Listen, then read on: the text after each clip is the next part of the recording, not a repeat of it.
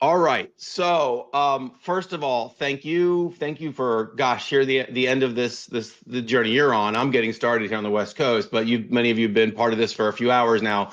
So to still be here, really appreciate it, and thank you to Leapsome for even inviting me to be here. It means a lot, and I really appreciate Leapsome, the work they're doing, the growth that I've been watching over the years. So to be here is really great. My name is Craig Foreman. I am the founder of an organization called Culture C Consulting. I'm an organizational psychologist, and my focus is on employee listening and performance management. And what I'd say to frame this is that the world really is moving. Um, the world of work is moving so fast right now that reactivity is just not working like it used to. I mean, we all dance in between reactivity and responsiveness. But I think in general, change is constant. That's one thing, that I think at this point everybody's realized that it can't just be like, okay, maybe that one thing's over and we can move on. Like change is constant now and for the foreseeable future. Like this idea of stability just doesn't seem to be the case. So we really need to move to responsiveness. And responsiveness is not about speed. And that's the irony. When we get anxious, we want to do things, we want to jump and move quickly, but it's really about design. And to be a responsive organization, there has to be some forethought upfront to design. So quickly, just a little bit more look about me. What would I share that you should know? One, you've heard me talk about the fact I like to share that I was in the United States Air Force. I spent 4 years in the Air Force. I grew up in Florida. It took me to California. I was stationed in Monterey. I went back to Florida, finished my undergraduate degree, and moved back to California many, many years ago because I loved it out here. And I'm in Northern California. My undergraduate degree was in business. I came out here and started setting up my life. I worked in higher ed and eventually went back to school and studied organizational psychology. By the time I wrapped that up, was right when technology was picking up in the Bay Area. So really, I spent many years in HR technology. So I was with a company called Achievers doing recognition and rewards. And then I went to LinkedIn. And then 2017, I landed at a company called Culture Amp, which many of you probably heard of. When it was a small company coming out of Australia, going global, really rethinking how we're listening inside of our organizations. And I was on our people science team, and I had the opportunity to work with many, many organizations and leadership teams. And to me, that was game changing. The idea of really bringing data to the table, particularly in mid-sized organizations that historically couldn't afford big consultants to come in and run those long, arduous processes, but they could do it quickly. And to be at the tip of the spear, working with those teams, helping them think about why are you doing what you do? How are you setting up your listening programs? And then communicating that back to leaders in a way that we could take action fast. So I loved it, and I felt that it was deeper than any one point solution, and really was a game changer. And at that point, I was sold. Aside from Culture Amp, I was just sold on the idea of that and working with organizations to bring data to the table, which did eventually roll into performance management as well. So that's a bit about me, and I'll say I have a purpose. 13 years ago, I claimed it, which was help the world work better by improving the places we work, and that's what's driven me all along. And I love this work. So in 2023, I left Culture Amp and started Culture C Consulting because I found that with these sorts of tools in this mid-sized market, companies 100 to 2,000, that they were buying these tools. They needed these things, and they had the ability to do it, but their teams were small and they needed support. And I saw that at Culture Amp as well, that these companies needed more. Help us with this. Help us tell this story. Can we go deeper? Help us train our leaders and our managers. Help us really go from insights to action. And it was an obvious thing that I saw. So that's what we started. And I'm 2.5 years in and really excited that I get to work with more organizations across different platforms at this point. So about me, by the way, there's my QR code. Everybody's sharing their LinkedIn. Please take a snapshot of that. Connect with me. I'd love to stay connected. LinkedIn is my place. Ever since I worked there, I realized how powerful that tool is. So I'll give you one more second here before I switch the screen.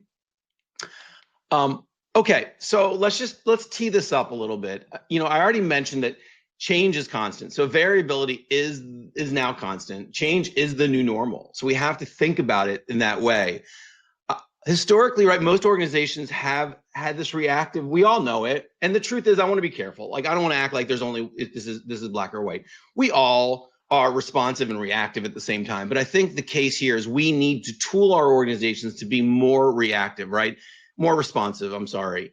Like reactivity, particularly in times of stress and chaos, is fear-based. It's short-term. It creates confusion, erodes trust. And let's be honest, all this talk about burnout, I think this is kind of the key. Our nervous systems can only handle so much. All of us, our managers, probably our leaders at the very top. But the way that amplifies and impacts as we go down to our employees. It's becoming more and more problematic. And I think if you layer that on top of what you're probably seeing, you'd agree. And again, I can't see everybody if you thumbs up or whatnot, but most people would agree with that.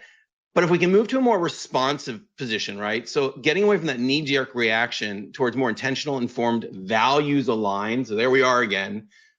Those values, those darn values. But when push comes to shove in hard situations, those are the things that are going to dictate. We can do this 10 different ways. How is it values aligned?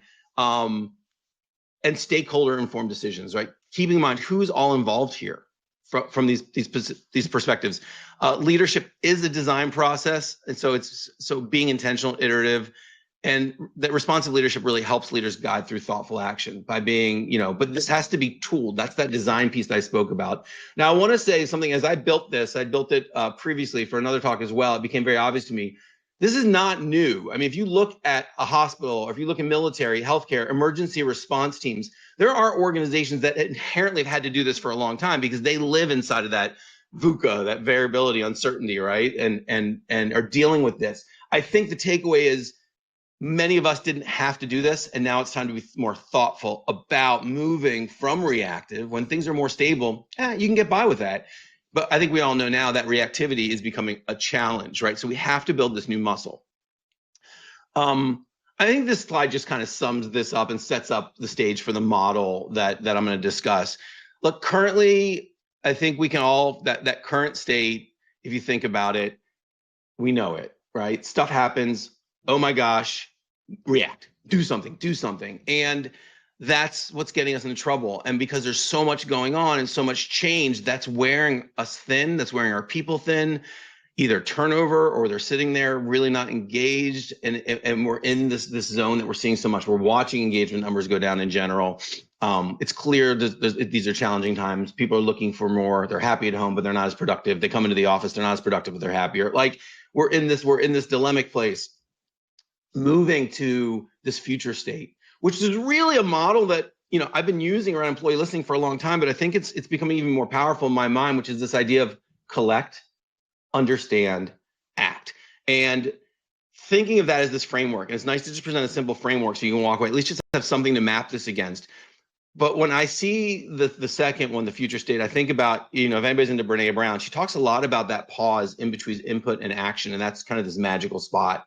That to me is understand, and that's the intentional space of saying, let's take a minute, let's figure out what's going on and make sense, and then take action. And the truth is, if you just wait for a moment, we're not tooled to do that if we don't have the right infrastructure in place to think about it ahead of time. So on the left-hand side, when push comes to shove, that's what we're going to do unless we set the framework. So I like this. Again, when we built this, I just thought, well, this was such a strong saying, but it's truth. Responsiveness is not just a behavior, it's an architecture. The idea that you're just gonna be different next time the next crisis hits, the next situation hits, the next challenging moment hits, and there's fires in LA and you're dealing with your employee base there, it's not just gonna happen. And this is the point. This is where the architecture comes in. We have to think about this and design this. Individuals aren't going to hero their way through chaos. And with 500 people in an organization, too many heroes, that's a big problem, right? So we have to be thinking about it up front. And that, if we do it up front, it makes it easy, natural, and repeatable moving forward. So let me just share this slide. It's kind of this model, right? That listening is one of these answers, right? I think there's a couple buckets when we talk about being responsive, like mapping out your stakeholders, running drills, like really like going through the motions. But the truth is behind it all is listening. And it's the listening up front. And I talk about listening, I mean listening at scale, listening to your population on a somewhat repeatable basis to understand who are they? Do you even know? Can you tell me how many men versus women, how many people are in minority groups, how many people are in your different age group buckets, right? What are their levels? Many organizations have a hard time. So through this process, number one, we can better leverage our demographics, but then use those demographics on top of sentiment and survey and conversations to really get a picture. And I'm not talking about one-off conversations.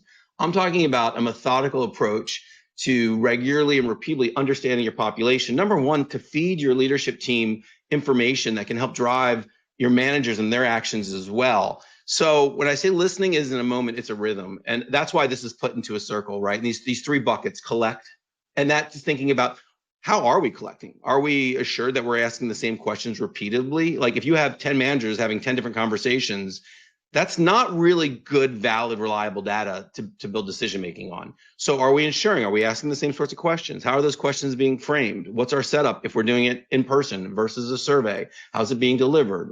Where's the trust level, right? How well are those questions being written? Are we asking questions that send the wrong signal? Questions send signals too. So being really thoughtful. I work a lot with organizations on, why are you asking that question? And is that going to send the right signal? So that's all important. Then we move to understand. So when that comes in, and this is, look, we can talk about this listening at scale, but we can also talk about this dealing with the situation. That's that pause. Right? When I work with an organization, intentionally saying 2 to 3 weeks, as long as you are letting your organization know what's coming, take that pause, decipher the information, ask the next questions. Go a level deeper, like use this methodically. So we make sure you understand, because oftentimes, even in my work, something may pop up when we dig deeper, we realize that it looks a little different than we thought. And then finally, action, right? Are we methodical in how we take action? Are we taking too much action? Oftentimes organizations are communicating so many things, they're trying to solve so many things that the people can't see or understand the action taking, and it's undermining what you're setting out to do. So oftentimes I talk about this thing is pick one thing. This wasn't planned to come up, but I'll share it now. Pick one thing, come up with 2 things you're going to do about it, and communicate 3 times: the beginning, the middle, and the end. It's so simple, but every time I share it, it's such a nice model for change, and if you're working with your leaders, and they're overwhelmed, say, okay, let's look at everything. What's the biggest thing right now that you want to communicate back to your people that you're working on? What are 2 things you can do about it, and how are you communicating it? Are you following up? Are you accountable? Are they seeing it? So that's this framework, right? What you see behind, at the top says strategy. I think strategy sits behind all this. So all this information should dictate your strategy. Your managers that are in relationship to your executives, so they're across from each other here, that like your executives are helping set the stage while your managers are really executing that and having the right information to go and be effective and take action. So this listening leads to action. Okay, so now what I want to do, gosh, wow, look how fast the time's going. 2 quick stories, and I want to get back to all of you and answer questions. Just to put this in, I want to put this into perspective. So the first story is about a agricultural finance company that we did work with, and it was a new CEO that had taken over. He is a seasoned CEO. He took over from the 2 co-founders who did a phenomenal job getting it to 200 people. It was really a fascinating story, and they're doing a lot of work to change they are doing a lot of work to change how food moves around the world. It's a big problem, and it's done through finance, and there's a lot to it. But he came in and he knew that there were issues. I mean, that's why they brought us in, right? The executive coaching, along with, it was a 1-year project where we were going to run 2 surveys, the beginning and the end, and use that information to dictate how we were going to move forward and really leverage that with the executive team and their decision making, so to bring data to the table around people and culture. There was a really powerful moment, and it was not the biggest, most exciting thing. I think sometimes my brain goes to all these big things, but what happened was, when I showed the data to the executive team, we looked at it across location. And when he saw the Tijuana office, which was one of their bigger offices, because that's where they had started, he saw that office and they were 20 points off engagement from everybody else. And he said, I knew it. I knew there was a problem there. I got to get down there. And he went 2 weeks later, spent time down there, went one more time, spending time, and he was texting us, this is so great, I'm so happy I got here. And then we ran the survey again. Now, number one, I want to call out, it wasn't that he didn't know there was a problem. There were lots of things going on. He was a brand new CEO trying to get his head around what was going on. And when he saw that data, then that was the clarity he needed. And that is how our leadership thrives. We need to give them that information. He went down there twice, spent time with them, got to know them better. There were a couple little things around technology that they needed. But really, from everything we could tell, it was that interaction. We saw a 20-point lift in engagement. 17-point lift in engagement in the next survey. And the intent to stay question, which is predictor of turnover, went up 14 points, right? Again, this wasn't some really big project that needed, lots of maneuvering. It was a leader that needed just the right information to know where to put his time and energy. And he wasn't sure before. Going down there had a big impact. The next one was a utilities company. So this was in Canada and the US, run out of Canada. They have power plants in the US and Canada. Backstory here is private equity took it over and they wanted to make some sweeping changes, probably necessary sweeping changes. But instead of doing layoffs, they introduced this thing called the VDP, this variable departure program. They thought it would be a really great way to say, look, people might not like this. You can take a package and go. From a leadership perspective, they were doing the kind thing. It caused all kinds of mayhem and confusion. People were disproportionately leaving for different areas. People were really unhappy. Some of the best talent would go. A group of leaders would go from one place and not another. However, right, distributed organization, the leadership team had made this move. And then what happened was they moved on to the next thing, which was let's reset our values, our new North Star values. And they rolled that out. And by the time we got there, it was clearly things were not working. The board and the CEO decided we need to do a survey. We need to listen to what's going on here. And what came out in the data was really obvious was that what we saw clear was people had not processed through the trauma of the VDP and were still reeling from this and struggling while these new values were coming out. And it felt tone deaf to them. It didn't feel aligned. It just felt like, what are you doing? Like as if this is La La Land. However, the leadership team didn't get it. They didn't know it. And when we showed that to them, they really pulled back on the new values program. The CEOs went out and started doing listening sessions and spending more time out in the organizations. We're waiting to do, we have the next survey coming up soon, so we're going to see what the impact was. But I think the important thing again is here, once again, was without that insight and understanding, it was just reactivity and just to pull back and pause, in this case, unfortunately, after the event, to retool, but missing those opportunities. So I want to do something with you all real quickly. If you would, just get out a piece of paper, write down write numbers 1 through 6 on a piece of paper, if you would.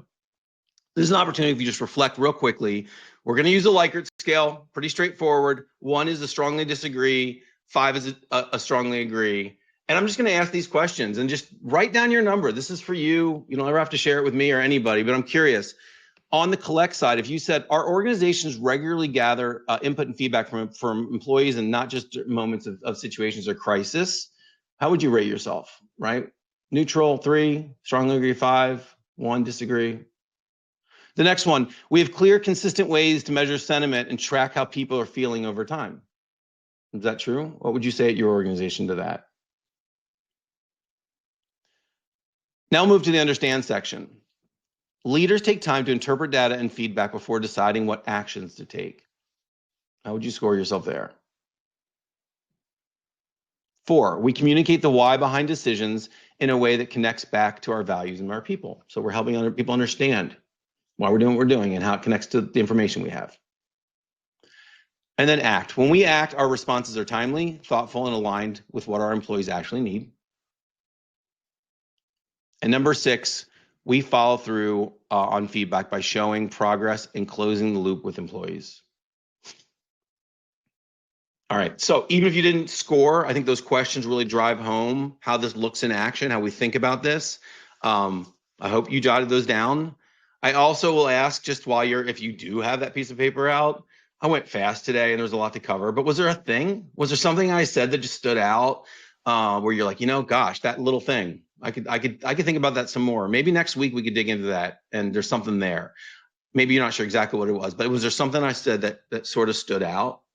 Just jot that down, right? I mean, you're not going to go from where you are today to what we're talking about tomorrow, and based on the level of influence you have. But is there one thing that you do have some influence on that you can bring up or stir or do a little more research on, right? And then I just go back to, again, that this idea that we're just going to become responsive, it's not real. Like, we have to be doing the things. This model is a piece. Do you understand the sentiment, and do you understand your people, and are you checking in at scale regularly to get a snapshot and understanding, right? That is a big piece of that. Who's your population, right? Who are you serving, right? And that's important. So before I bring back, drop everything and come back to all of you just to have some questions or engage, I do want to say thank you. I do want to share that this is what we set out to do in the world, is to partner with organizations to help them in that journey. That could be small, like modular. We have broken some certain people, like, can you come help us just distill our results and communicate those to leaders? Can you help us just think through our question set, all the way through embedding in teams and saying, we'll be with you through your next cycle, right? We'll be part of that team. You have a small team, you're tasked with a lot to do. So we run the gamut. And we'd love to have a conversation. So if you scan that, we'll take you to is just a connect with us page. We'll get an email, we'll follow up with you. We'd love to have a conversation. Also, in the beginning, I shared my LinkedIn, but also please follow our company. That's where we post the high level things that are going on, where we are, where you can see us, and just some of that good, thoughtful stuff. And again, thanks to Leapsome. I really appreciate you doing this.